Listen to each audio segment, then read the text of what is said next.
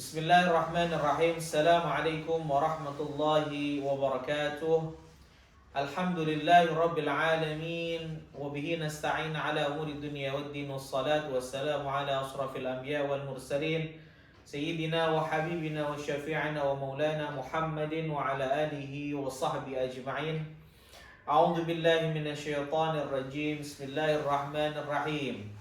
فلما نسوا ما ذكروا به فتحنا عليهم أبواب كل شيء حتى إذا فرحوا بما أوتوا أخذناهم بغتة فإذا هم مبلسون. فقال النبي صلى الله عليه وسلم: ذكر رجل أخذ على ذل يوم لا ذل إلا ذله فقال شاب قلبه متعلق بالمساجد. صدق الله العظيم وصدق رسوله النبي الكريم ونحن على ذلك من الشاهدين آمين يا رب العالمين. Amma ba'du, sahabat madrasah yang dimuliakan oleh Allah Subhanahu wa taala. Alhamdulillah, segala nikmat yang Allah limpahkan kepada kita, nikmat Islam, iman, nikmat sehat wal afiat, bahwa kita diberi kesempatan untuk bisa bersama-sama belajar dan juga memperbarui ilmu kita atas segala bentuk karunia dan nikmat yang Allah limpahkan kepada kita, maka kita patut dan bersyukur kepada Allah Subhanahu wa taala. Shalawat serta salam semoga tercurahkan kepada baginda Rasul Muhammad sallallahu alaihi wasallam, tuntunan kita, panutan kita, qudwatun hasanah kita, yang telah mengajarkan kita banyak hal kehidupan dalam aspek kehidupan yang mencakup sejak kita dilahirkan sampai kita menutup usia kita. Semoga kita bisa menambahkan kecintaan kita kepadanya dengan menjauhi semua larangannya, menjalani daripada perintahnya, dan menghidupkan sunnah-sunnah baginda Rasul Muhammad sallallahu alaihi wasallam. Sahabat madrasah yang dimuliakan oleh Allah Subhanahu wa taala, sedikit kita akan membahas tentang dampak sosial media terhadap mental dan iman. Tema ini sangat penting untuk kita sama-sama telaah dan kita pelajari bersama-sama. Al-Faqir mencoba untuk mengutip suatu ayat Al-Quran dari surat Al-An'am ayat 44. Allah Subhanahu wa ta'ala berfirman: "Falamma nasu ma dzukiru bihi fatahna 'alaihim abwaaba kulli syai'in hatta idza farihu bima utu akhadnahum baghtatan fa idahum mublisun." Yang artinya, maka tatkala mereka melupakan peringatan yang telah diberikan kepada mereka, kami pun membukakan pintu-pintu kesenangan untuk mereka. Sehingga apabila mereka bergembira dengan apa yang telah diberikan kepada mereka, kami siksa mereka dengan sekonyong-konyong. Maka ketika itu mereka terdiam dan berputus asa. Sahabat madrasah yang dimuliakan oleh Allah Subhanahu wa taala, menjadi suatu pertanyaan, apa sih kaitan dari tema yang akan kita bahas dengan Al-Qur'an yang sudah kami bacakan? Hakikatnya kita berbicara tentang sosial media. Sosial media adalah suatu bentuk teknologi yang dikembangkan oleh ahli dan pakar, yang pada hakikatnya itu adalah suatu hal yang bisa memberi hal positif dan juga bisa memberi hal negatif. Seperti halnya pisau, seperti halnya pistol, bahkan seperti halnya HP atau handphone. Kita diberikan suatu fasilitas kemudahan di zaman sekarang, maka hakikatnya itu memiliki suatu efek positif dan negatif. Namun dari sosial media ini juga memiliki dampak atau efek terhadap mental dan iman. Saya mengutip ayat Al-Quran surat Al-An'am ayat 44. Di mana Allah Subhanahu wa Ta'ala ketika menjelaskan, mereka melupakan peringatan yang telah diberikan kepada mereka. Artinya apa? Allah Subhanahu wa Ta'ala memerintahkan kita sebagai hambanya untuk taat, ibadah kepadanya. Namun terkadang banyak dari hamba-hamba Allah itu yang lalai. Bahkan Allah Subhanahu wa Ta'ala memberikan cobaan yang membuat mereka lebih lalai lagi. Apa itu? Allah memberikan kesenangan kepada mereka. Maka tatkala mereka itu merasa gembira dengan apa yang mereka dapat, justru Allah akan menambahkan siksaan dan mereka akan berputus asa. Ayat ini bisa dikaitkan dengan efek daripada sosial media, di mana terkadang, bukan lagi terkadang, banyak sekali dari kalangan kaum muslimin bahkan dan umat manusia sebanyak-banyaknya yang terlena dengan kemudahan, dengan suatu hal yang mungkin membuat kita itu menjadi seperti terlalai. Mengapa demikian? Ya karena sosial media itu menjauhkan yang dekat, memberikan informasi secara praktis, dan sehingga menjadikan umat manusia dan kaum muslimin terlena. Nah, dari terlenanya mereka ini, Allah memberikan siksa karena mereka melalaikan daripada kewajiban dan mereka akan putus asa. Artinya menyesal dengan apa yang mereka perbuat. Akhirnya dari efek sosial media ini memberikan suatu dampak mental dan iman. Di mana mental anak-anak sekarang ketika diberikan kemudahan, kelancaran di dalam berbagai hal. Contoh konkret, anak-anak dalam belajar diberikan kemudahan, adanya teknologi ChatGPT atau AI, atau bahkan banyak hal yang membuat kita itu menjadi mudah. Apakah itu baik atau buruk?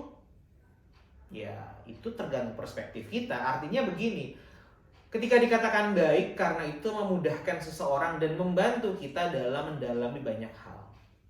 Menjadi negatif atau buruk ketika sesuatu itu menjadi hal yang membuat seseorang malas. Nah, itu masalahnya di situ. Jadi kalau orang itu malas sehingga dia mengandalkan ChatGPT, mengandalkan AI, seakan-akan itu tidak menghargai yang namanya proses. Nah, ini sangat berpengaruh pada mental. Artinya begini, seseorang itu dikatakan sukses melihat dari proses. Jika dia di dalam mendalami suatu ilmu, entah itu kaitannya dengan pekerjaan, tentang pendidikan, ataupun berbagai profesi, dan dia menjalani segala sesuatu dengan bertahap dari proses 1, 2, 3, mengalami yang namanya kesusahan, maka di sini membuat seseorang itu memiliki mental yang baik di dalam menghadapi suatu masalah. Sehingga banyak timbul permasalahan di generasi Gen Z sekarang. Ketika kita melihat banyaknya suatu seminar atau webinar atau banyak hal yang kaitannya dengan mental, atau kalau bahasa kerennya adalah emosional quote, ya kan? Atau kecerdasan emosional. Anak sekarang itu sangat jauh berbeda dengan orang-orang yang hidup di tahun milenial atau bahkan tahun kolonial, ya. Artinya orang-orang tua-tua kita dulu. Itu jauh banget jauh. Kenapa? Karena di era Gen Z ini, anak-anak itu lebih mementingkan hasil, atau mereka mungkin lebih hebat dalam konteks intelektual, tapi dalam segi emosional mereka banyak sekali mengalami suatu pergejolakan. Artinya mereka tidak bisa menerima fakta yang terjadi. Apa yang terjadi? Banyak sekali perusahaan atau bahkan startup Bahkan banyak sekali suatu korporasi yang mungkin agak keberatan menerima generasi Gen Z. Bukan berarti semuanya, namun evaluasi yang menjadi tekanan dari para direktur, bahkan HRD, bahkan manajer dan segala jajaran perusahaan itu menilai bahwa anak-anak Gen Z itu ketika berhadapan dengan permasalahan mereka tuh sudah langsung selesai, resign, bahkan tidak mau menghadapi, dan bahkan atasan disalahkan. Artinya bahwa segala sesuatu itu harus dihadapi. Inilah yang menjadi permasalahan di era sekarang. Bahwa anak-anak terlena dengan kemudahan, hal yang praktis, hal yang instan, sehingga mereka tidak menghargai proses. Namun itu semua harus menjadi evaluasi kita. Dikatakan dalam suatu makalah atau peribahasa para ulama mengatakan bahwa al-ajru ala qadri ta'ab. Apa itu artinya? Balasan atau pahala itu melihat dari usaha yang dia lakukan. Bahkan para ulama menambahkan an-najah ala qadril juhdi wal ijtihad. Kesuksesan itu melihat dari proses, dari semangat, himmah, dan juga perjuangan dia dalam menjalani hal tersebut. Bukan an-najah ala qadri natijah. Kesuksesan itu tidak melihat dari hasil, karena hasil itu bisa menipu, entah dengan kecurangan. Ya, melihat anak-anak sekarang yang mudah dalam mencari jawaban, segala sesuatunya ada di internet, ada di AI, ada di ChatGPT, sehingga mereka tidak menjalani proses tersebut. Maka yang menjadi PR kita bersama bahwa anak-anak, ayolah kita mencoba untuk menghargai proses, menghormati proses. Jika anak-anak bertanya, Ustadz, kenapa sih Ustadz harus susah-susah? Kenapa sih kita harus disuruh nulis? Kenapa sih kita harus disuruh ngetik? Kenapa sih kita harus disuruh membuat makalah dan lain sebagainya, harus dan sebagainya? Bahkan anak-anak itu bisa mengkritik, kenapa kita harus menghafal Al-Quran? Kan Al-Quran sudah ada Ustadz di segi digital, bahkan dipercetakan semua, kenapa kita hafalkan? Nah, hal-hal seperti ini harus dievaluasi bersama. Hargailah proses, karena dengan proses membuat mental kita akan menjadi mental yang kuat dalam menghadapi segala permasalahan. Dan yang kedua adalah dampak terhadap iman. Nah, ini menjadi persoalan anak-anak muda sekarang.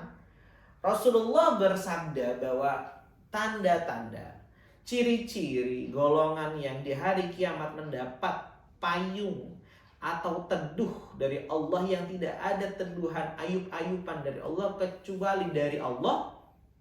Tidak ada ayub-ayuban yang Allah berikan kecuali Allah berikan khusus.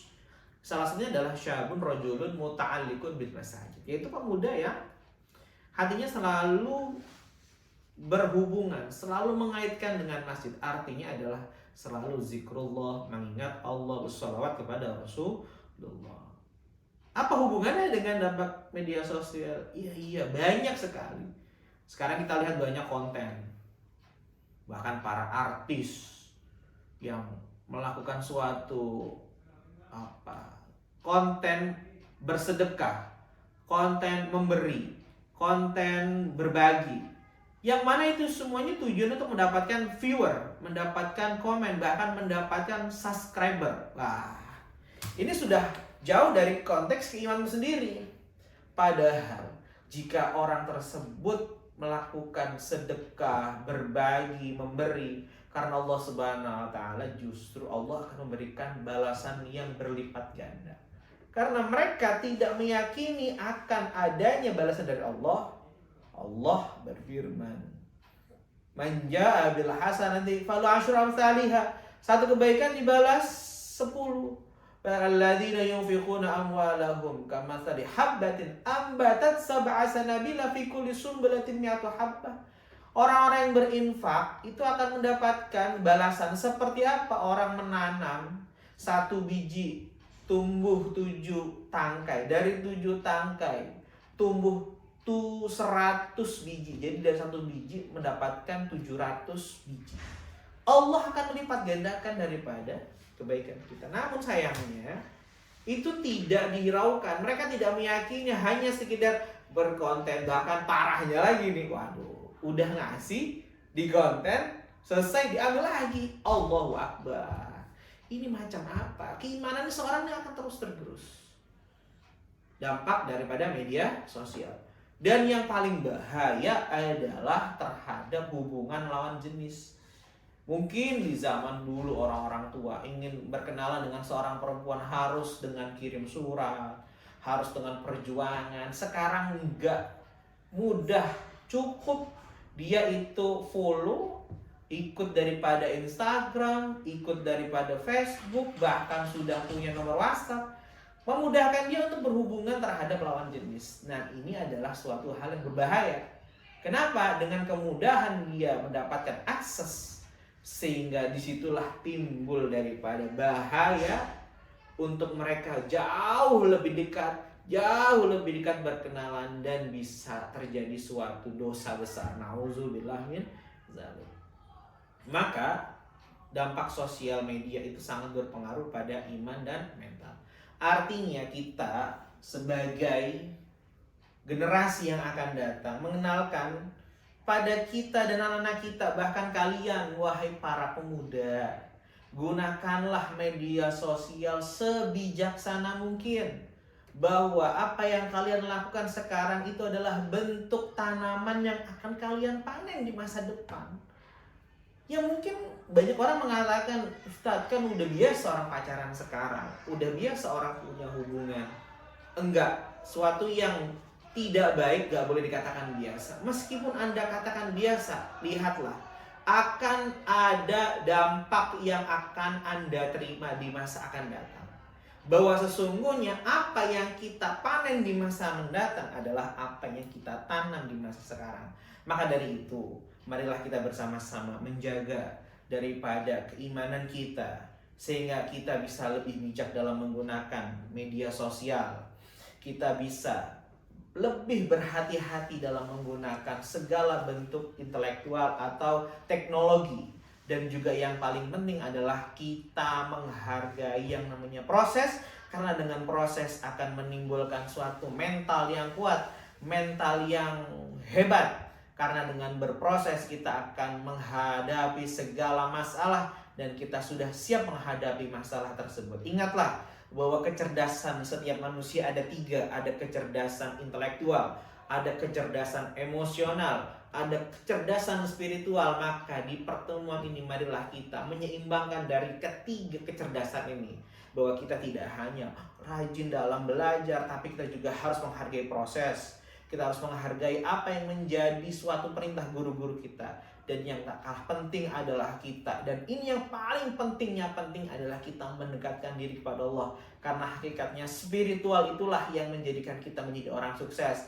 Tidak ada yang namanya belajar tanpa doa. Tidak ada yang namanya doa tanpa belajar. Semuanya kita harus hargai dari proses belajar, proses berdoa, proses berzikir, sholat berjamaah. Dan semuanya kita juga lalui dengan proses memperbaiki hubungan kita kepada saudara kita, teman-teman kita, dan guru-guru kita.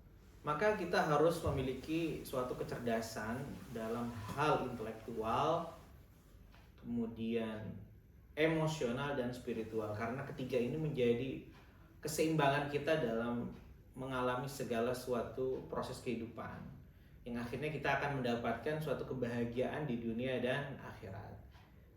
Semoga apa yang menjadi pertemuan kita, pembahasan kita pada kesempatan kali ini, Allah berikan kemudahan kita, Allah berikan kelancaran, khususnya anak-anak kita, kalian yang sedang belajar.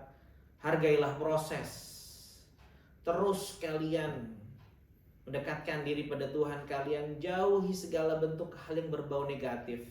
Karena hakikatnya sesuatu yang negatif itu bagaikan suatu bom yang akan meledak di kemudian hari.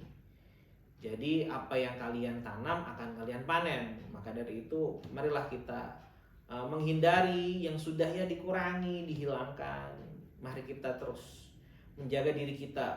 Semoga Allah berikan kita kehidupan yang bahagia, dengan mental yang kuat, dengan iman yang naik. Allah berikan kita kemudahan dalam segala urusan, kebahagiaan fid dini wa dunya wal akhirah. Demikian yang dapat Al-Fakir sampaikan. Kurang lebihnya mohon maaf jika ada kesalahan, kekurangan dalam penyampaian. Sesungguhnya itu datangnya dari kami. Jika ada suatu hal yang baik itu datangnya dari Allah Subhanahu wa taala. Hadana Allah wa iyyakum ajma'in wallahul muwaffiq ila aqwamit thariq. Assalamualaikum warahmatullahi taala wabarakatuh.